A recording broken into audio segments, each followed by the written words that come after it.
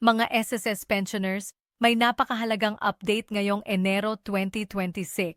Alam natin kung gaano kahalaga sa inyo ang tamang schedule ng pagpapalabas ng pensyon, lalo na ngayong may mga bagong balitang kumakalat. Sa video na ito, tatalakayin natin ng malinaw ang opisyal na schedule ng pagpapalabas ng pensyon at ang malaking balitang dapat ninyong malaman bago dumating ang payout.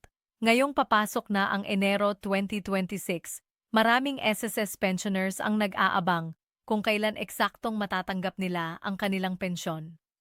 Ito ay isa sa pinakaimportanteng bagay para sa mga retirado at senior citizens dahil ito ang kanilang pinagkukunan para sa pang-araw-araw na pangangailangan tulad ng pagkain, gamot, at iba pang gastusin. Ang pagpapalabas ng pensyon ng SSS ay may tinatawag na crediting schedule na kung saan ang petsa ng pagpasok ng pera sa inyong bank account ay inaayon sa huling digit ng inyong SSS number o bank account number. Ito ay isang standard na practice ng SSS upang hindi pagsabay-sabay ang paglabas ng pensyon at maiwasan ang sobrang dami ng transaksyon sa mga bangko. Sa Enero 2026, inaasahan na tuloy-tuloy ang proseso, ngunit may ilang mahahalagang pagbabago na dapat bantayan. Isa sa pinakamalaking balita ngayong taon ay ang pinaghahandang advance coordination sa mga bangko upang makredit ng mas maaga ang ilang pensyon, lalo na sa mga pensioners na may kumpleto at updated na records. Ang nasabing advance processing ay naglalayong mabigyan ng mas maagang access ang mga pensioners, lalo na kung nasa malayong lugar ang kanilang bangko.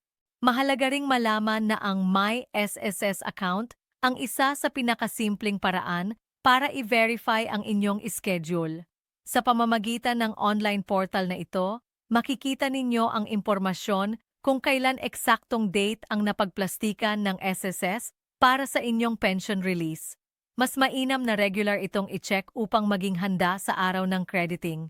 Bukod sa schedule, may mga bagong paalala din ang SSS ngayong Enero 2026. Unang-una, siguraduhin na updated ang inyong personal at bank details. Ang maling detalye sa inyong account ay isa sa mga pangunahing dahilan kung bakit na-delay ang pensyon sa ibang kaso.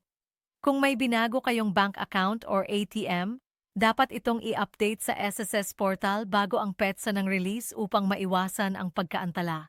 Pangalawa, iwasan ang pagpunta agad sa ATM sa peak hours kung maaari.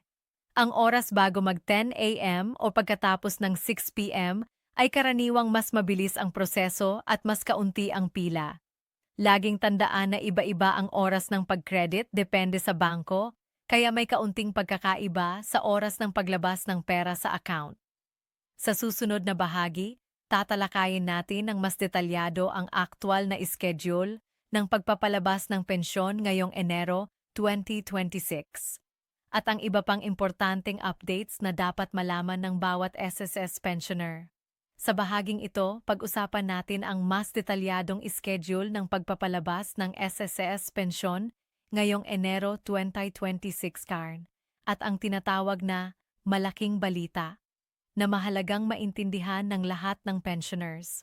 Karaniwan, ang SSS pension crediting ay isinasagawa batay sa huling numero ng inyong SSS number o minsan ay ayon sa bank processing schedule.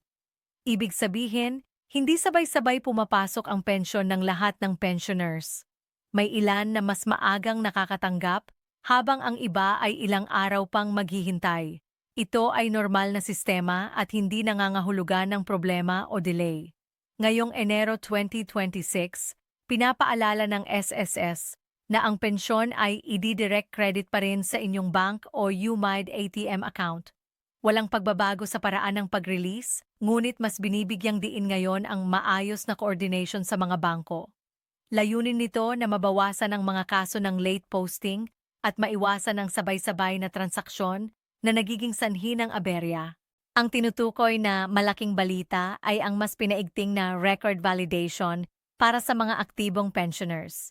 Hindi ito nangangahulugan na ititigil ang pensyon, kundi isang hakbang para masiguro na ang pensyon ay patuloy na napupunta sa tamang tao.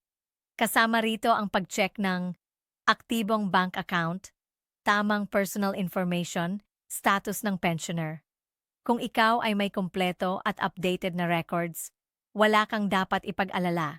Dahil tuloy-tuloy pa rin ang pagpasok ng iyong pensyon, isa ring mahalagang paalala ay ang pag-monitor sa inyong My SSS account.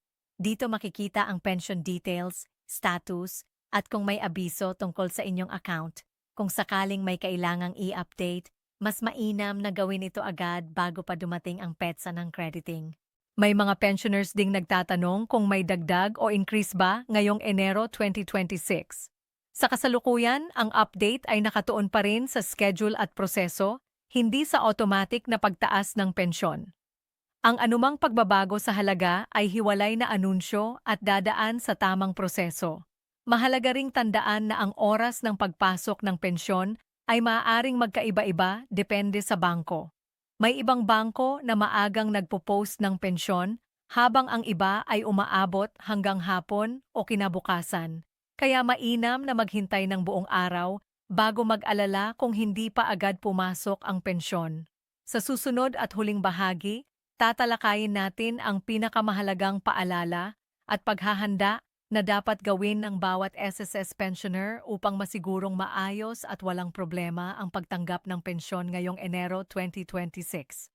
Bilang pagtatapos, mahalagang tandaan ng lahat ng SSS pensioners na ang schedule ng pagpapalabas ng pensyon ngayong Enero 2026 ay idinisenyo upang maging maayos, ligtas at tuloy-tuloy.